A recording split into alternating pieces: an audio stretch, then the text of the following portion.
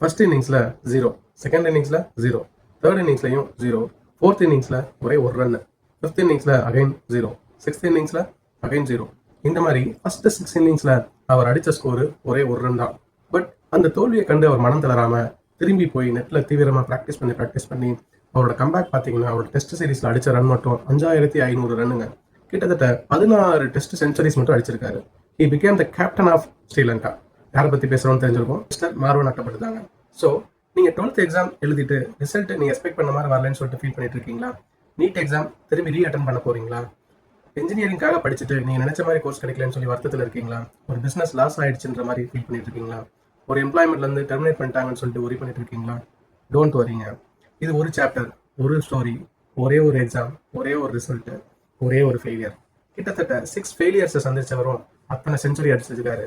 So இப்போ கூட 0லேருந்து start பண்ணி நீங்களும் செஞ்சுரி அடிக்க முடியுங்க. இதுக்கு தேவையானது ஒன்றே ஒன்று தான், உங்களோட பெர்சிஸ்டன்ஸ், உங்களோட ப்ரிப்பரேஷன், உங்களோட ப்ராக்டிஸ், தென் அதுக்கு உண்டான பேஷன்ஸ். இந்த 4 இருந்ததுன்னா உலகத்தில் நீங்கள் எதை வேணாலும் சாதிக்க முடியுங்க. நான் என்ன சொல்ல வரேன்னா, வீழ்வது தோல்வி அல்ல, வீழ்ந்தே கிடப்பது தான் தோல்வி. எப்பவுமே நீங்கள் முன்ன வச்ச காலை பின்னாடி வைக்காதீங்க, no matter what. This is voice of Shakti. இந்த வீடியோ உங்களுக்கு பிடிச்சிருந்ததுன்னா உங்கள் ஃப்ரெண்ட்ஸ் லைஃபையும் இது இம்பாக்ட் பண்ணணும்னு நினச்சிங்கன்னா இந்த வீடியோவை ஷேர் பண்ணுங்கள். தேங்க்யூ.